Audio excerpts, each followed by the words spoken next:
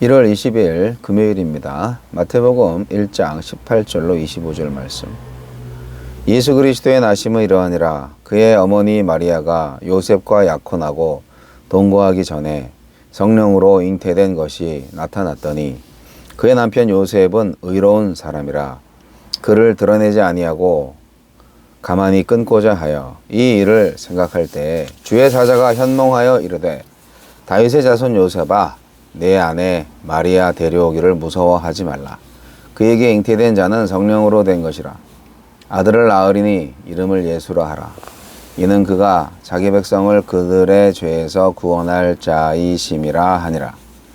이 모든 일이 된 것은 주께서 선지자로 하신 말씀을 이루려 하심이니 이르시되 보라 처녀가 잉태하여 아들을 낳을 것이요 그의 이름은 임마누엘이라 하리라 하셨으니 이를 번역한즉 하느님이 우리와 함께 계시다 하미라. 요셉이 잠에서 깨어 일어나 주의 사자의 분부대로 행하여 그의 아내를 데려왔으나 아들을 낳기까지 동침하지 아니하더니 나음에 이름을 예수라 하니라. 그 이름 예수. 본문은 마리아에게서 그리스도라 칭하는 예수가 나시니라 16절에 대한 설명입니다. 예수님의 나심은 구약의 성취이자 성령으로 이루어진 역사입니다. 예수님은 어떤 분입니까? 성령으로 난 아들의 이름은 예수입니다. 예수는 구원자라는 뜻입니다. 여호수아가 이스라엘을 약속의 땅으로 인도했듯이 예수님은 죄에서 자기 백성을 건져내어 하느님 나라로 이끌기 위해 오셨습니다. 유대인들이 바라듯 눈에 보이는 로마의 압제가 아니라 죄의 속박에서 구원하실 구주입니다. 예수 이름에 새겨진 성육신의 목적을 안다면 하나님의 백성으로서 다시는 옛 주인, 즉 죄의 굴림을 허용해서는 안 될 것입니다. 마태는 예수님의 탄생을 임마누엘로 해석합니다. 예수님은 죄인들의 구주시며 우리와 함께 하시는 하나님이십니다. 죄의 문제가 해결되지 않고서는 하나님이 우리와 함께 하실 수 없고 하나님의 함께 하심이 없이는 우리의 구원은 불가능합니다. 임마누엘은 구원을 이루시는 하나님의 방식이자 구원의 목적입니다. 임마누엘, 구원을 이루시는 하나님의 방식, 성육신이자 구원의 목적입니다. 네, 우리에게 주시는 교훈은 무엇입니까? 요셉은 마리아가 정혼 기간에 누군가의 아이를 가진 사실을 알고 고뇌합니다. 하지만 마리아를 추궁하거나 의심되는 부정을 공개적인 처분에 맡기지 않고 남모르게 파혼하려 했습니다. 드러내지 않고 가만히 해결하려는 데서 요셉의 사랑이 보입니다. 끊고자 하여 라는 말에서는 요셉의 정의가 드러납니다. 율법에 따라 처단하지도 않았고 율법을 무시한 채 허물을 덮지도 않았습니다. 이것이 의로움입니다. 하나님이 나를 의롭다고 인정해 주실 관계들이 내 삶에 풍성해지도록 한 번 더 사색하고 묵상하며 사랑과 진리를 모두 따르는 선택을 내립시다. 요셉은 가만히 파혼하려다가 주의 사자가 전한 말씀대로 마리아를 아내로 맞이합니다. 또 아이 낳을 때까지 동침하지 않음으로써 주의 사자가 명령한 것보다 더 적극적으로 권리를 포기했고 아이의 이름을 짓는 일도 맡으며 법적 아버지로 자처합니다. 이와 같은 요셉의 순종이 있었기에 우리가 예수님을 다윗의 자손이라고 부를 수 있게 되었습니다. 마태복음은 자신이 받은 진리, 자신이 아는 진리를 위해 위태로운 순종을 감행하는 두 명의 요셉의 이야기로 시작하고 마무리됩니다. 순종이 제자도의 핵심입니다. 주여 예수님 안에서 하느님의 임재를 누리며 순종을 통해 하느님의 구원 역사에 참여하게 하소서.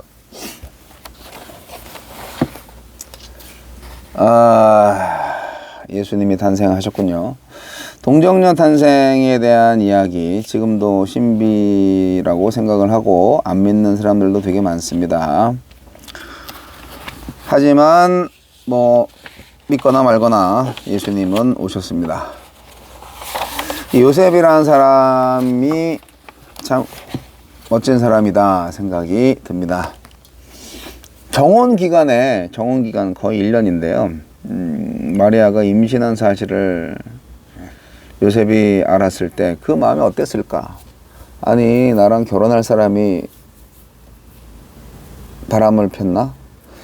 거의 돌로 쳐 죽여도 마땅할 일이죠. 요셉은 그래서 이혼을 결심을 했습니다. 율법으로서는 정말 돌에 맞아 죽어야 마땅한 죄를 저지른 그 여인. 그런데 이제 꿈에 하느님의 사자가 나타나죠.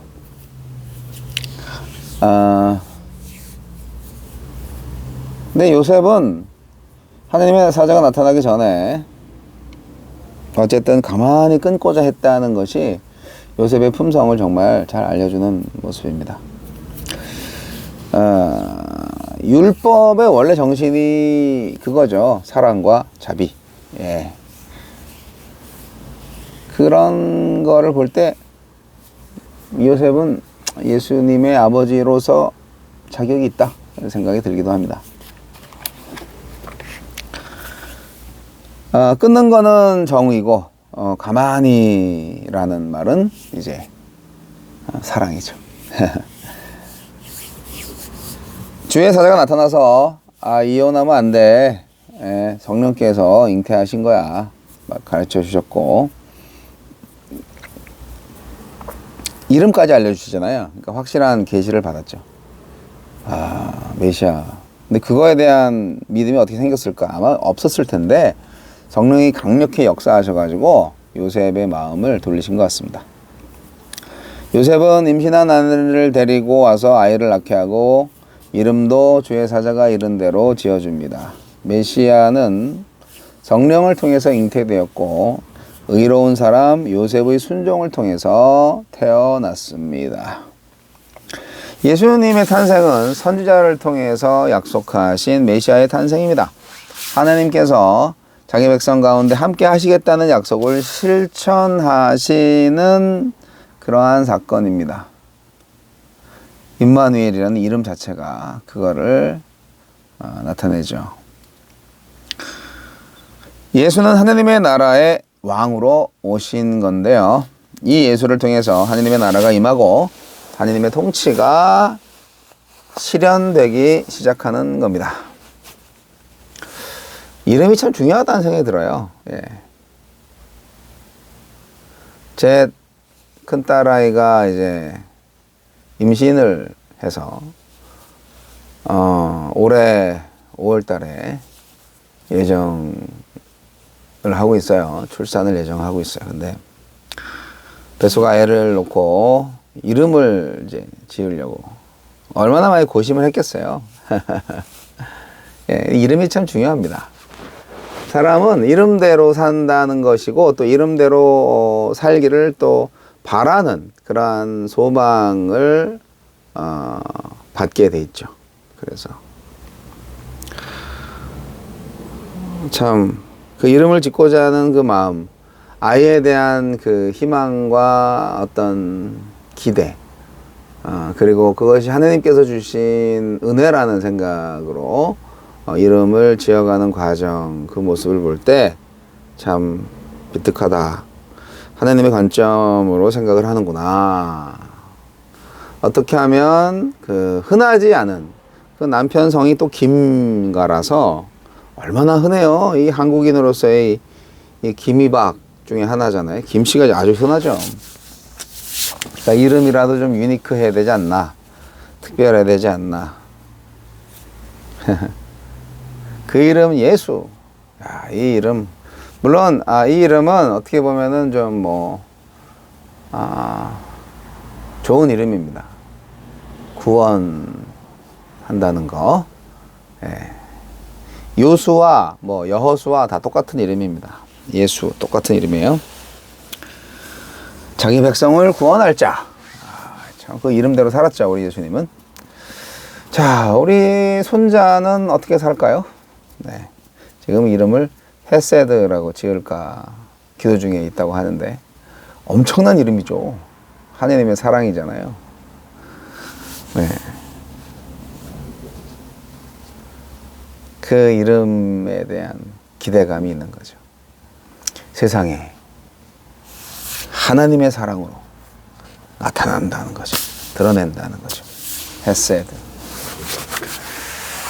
자, 예수님이 오심과 같이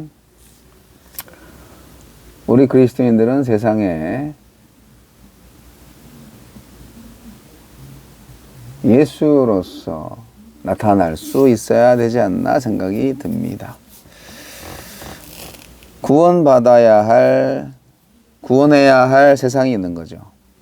그곳에 구원자가 되어야 하고요. 그런데 내가 하는 게 아니죠. 오늘의 주인공은 제가 볼 때는 요셉이라고 생각해요. 오늘 본문의 주인공은.